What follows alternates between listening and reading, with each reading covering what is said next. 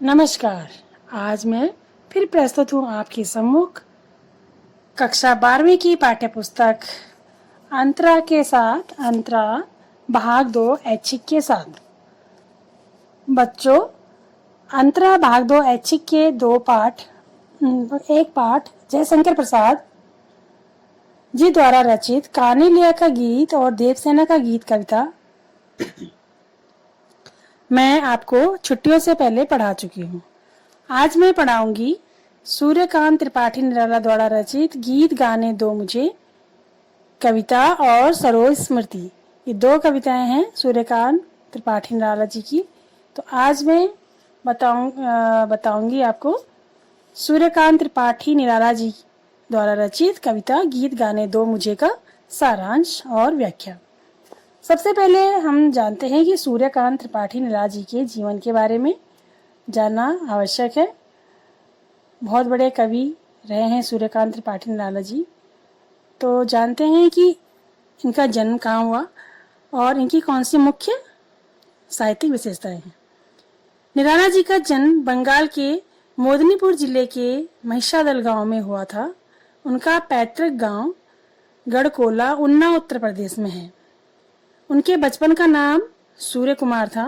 छोटी आयु में ही उनकी माता का निधन हो गया। निराला की विधिवत स्कूली शिक्षा केवल 9वीं कक्षा तक ही हुई। पत्नी की प्रेरणा से निराला की संगीत और साहित्य में रुचि पैदा हुई। सन 1918 में उनकी पत्नी का भी देहांत हो गया। उसके बाद उनके पिता, चाचा, चचेरे भाई एक एक कर सब चल बसे। अंत में उनकी पुत्री सरोज की मृत्यु ने उनको भीतर तक झकझोर दिया। अपने जीवन में निराला ने मृत्यु का जैसा साक्षात्कार किया था, उसकी अभिव्यक्ति उनकी अनेक कविताओं में दिखाई देती है। यानी कि अपने परिवार के सदस्यों की बारी बारी उनके आंखों के सामने मृत्यु हो जाती है, जिससे निराला जी बहुत ज़्यादा टूट जाते हैं और उनकी जो वेदना है वो वेदना उनकी कविताओं में झलक कर सामने आ जाती है। सन 1916 में उन्होंने सुप्रसिद्ध कविता जूही की कली लिखी, जिसके बाद उनको काफ़ी प्रसिद्धि मिली। वे मुक्त छंद के प्रवर्तक भी माने गए हैं। सन 1922 में निराला रामकृष्ण मिशन द्वारा प्रकाशित पत्रिका समन्वय के संपादन से जुड़े और सन 1923 और 24 में वे मतवाला के संपादक मंडल में शामिल हो गए। उनकी मुख्य साहित्यिक विशेषताएं हैं कि छायावाद और हिंदी की स्वच्छंदतावादी कविता के प्रमुख आधार स्तंभ निराला का काव्य संसार बहुत व्यापक है। उनमें भारतीय इतिहास, परंपरा और दर्शन का व्यापक बोध है और समकालीन जीवन के यथार्थ के विभिन्न पक्षों का चित्रण भी। विचारों और भावों की जैसी विविधता, व्यापकता और गहराई निराला की कविताओं में मिलती है, वैसी बहुत कम कवियों में है। उन्होंने भारतीय प्रकृति और संस्कृति के विविध रूपों का गंभीर चित्रण अपने काव्य में किया है। भारतीय किसान जीवन से उनका लगाव उनकी अनेक कविताओं में व्यक्त हुआ है।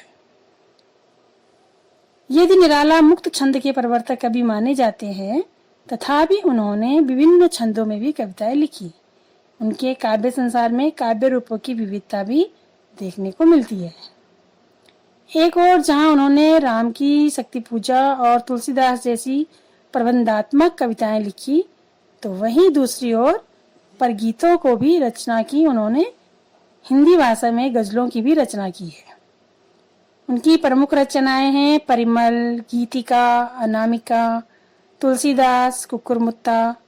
ये इनकी प्रमुख रचनाएं। इसके अलावा भी और हैं नए पत्ते, बेरा, अर्चना, आराधना आदि। तो ये थी सूर्यकांत त्रिपाठी निराला जी के बारे में जानकारी। उनकी जो कविता है गीत गाने दो मुझे, सूर्यकांत त्रिपाठी निराला जी के साथ जो जो घटनाएं होती रही, उनके परिवार के सभी सदस्य एक एक करके सबकी मृत्यु हो गई और उस समय के पूंजीवादी लोगों ने उनकी कविताओं को छपने नहीं दिया, तो वो जीवन से बहुत ज़्यादा दुखी हो जाते हैं और दुखी मन से फिर वो कविताएं लिखने शुरू करते हैं। उनकी कविताओं में उनका दुख व्यक्त होता है। तो आज जो गीत गाने दो मुझे जो कविता है, इसके बारे में थोड़ा सा सार हम जानते हैं।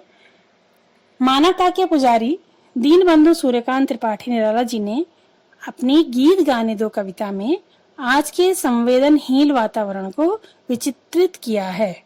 संवेदनहीन मतलब किसी के हृदय में किसी के प्रति दुख या करुणा का भाव नहीं है।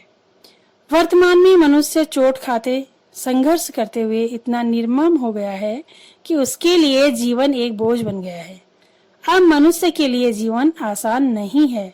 मनुष्य संघर्ष करते हुए अपना मूल्यवान जीवन लुटाता जा रहा है। वह इस संघर्ष में यह भी नहीं देखता है कि उसे अपने लिए भी थोड़ा बहुत समय निकालना है और थोड़ा रुक करके उसको भी आगे का भी चिंतन करना है। लेकिन वह अपना मूल्यवान जो कीमती समय उसको मिलता जा रहा है, वह जीवन के संघर्षों में उसको लुटाता जा रहा है। रात दिन की दौड़ा भाग में उसे लुटाता जा रहा है। चारों ओर हाहाकार मची है। दुनिया भर का वातावरण जहरीला हो गया है। अब नरकीय जीवन में जीते जीते मानवता चीत्कार करने लगी है। मनुष्य का दम घुटने लगा है। मनुष्य समाज की पीड़ा वेदना को देखकर लगता है मानो मनुष्य में जीने के प्रति इच्छा खत्म हो गई है।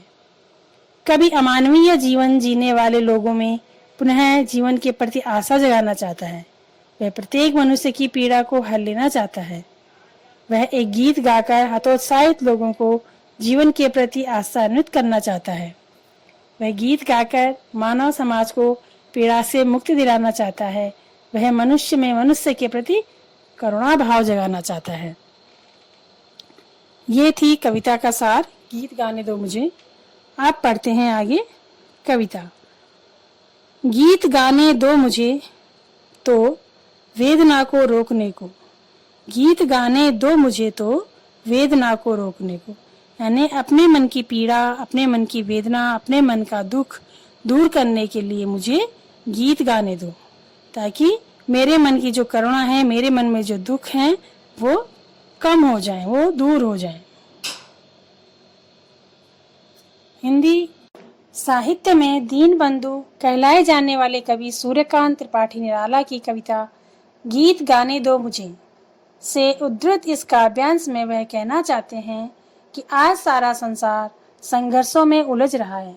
कोई चाहकर भी सुखगान नहीं कर पा रहा है।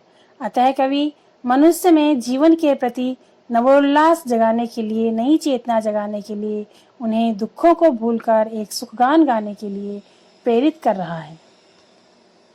ये था पाठ का प्रसंग।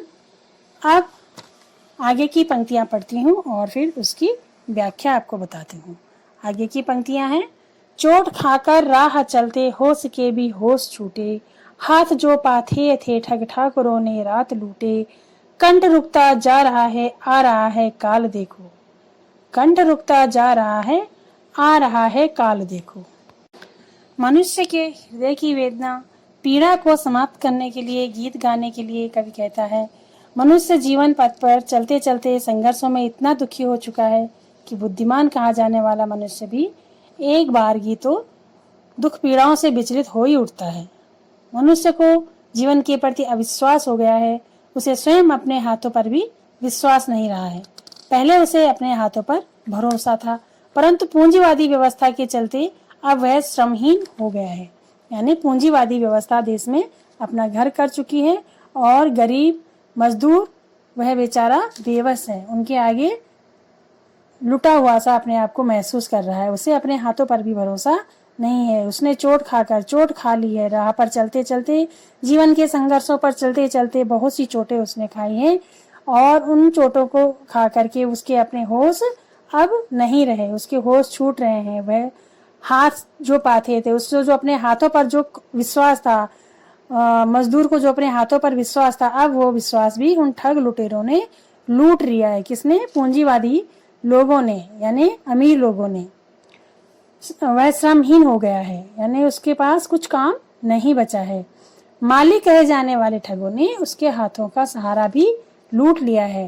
इसका अर्थ यह है कि पूंजीवादी व्यवस्था में श्रमिक आजीविका से रहित है। कंठ रुकता जा रहा है आ रहा है काल देखो। इस पूंजीवादी व्यवस्था में मानव जीवन के छल कपट, स्वार्थ सिद्धि, शोषण के जहर से आतंकित है। लगता है जैसे यह संसार इन बुराइयों से पराजित हो रहा है। अब मनुष्य में भेदभाव संशय बढ़ता जा रहा है। इसके फलस्वरूप अब मनुष्य परस्पर संशंकित है, यानी एक दूसरे पर शंका कर रहा है, एक दूसरे पर किसी का विश्वास नहीं रहा। भर गया है जहर से संसार जैसे हार खाकर, देखते हैं लोग लोगों को सही परिचय न पाकर। बुझ गई है लो प्रथा की, जल उठो फिर सींचने को। कवि कहता है कि इस निराशा भरी वातावरण में आशा की किरण फैलाओ, क्योंकि इस निराशा भरे वातावरण में सब सशंकित हैं, यानी एक दूसरे पर शंका कर रहे हैं, कोई किसी पर विश्वास नहीं कर रहा है। वे परस्पर एक दूसरे को मनुष्य रूप में न जानकर मात्र एक उपभोग की वस्तु मानने लगे हैं, जिससे सभी एक दूसरे का शोषण कर रहे हैं। पूंजीवादी मनुष्यता से अपरिचित हैं, अतः वे मानवता के विरुद्ध कार्यों में संलिप्त हैं। दुर्व्यवस्था, अव्यवस्था, अनास्था, अविश्वास के चलते आज इस धरती पर मनुष्य जीवन से हार गया है। जिस तरह का आज का वातावरण हो गया है, जिस तरह की आज की जो मानवता के जो पुजारी हैं, सूर्यकांत त्रिपाठी निराला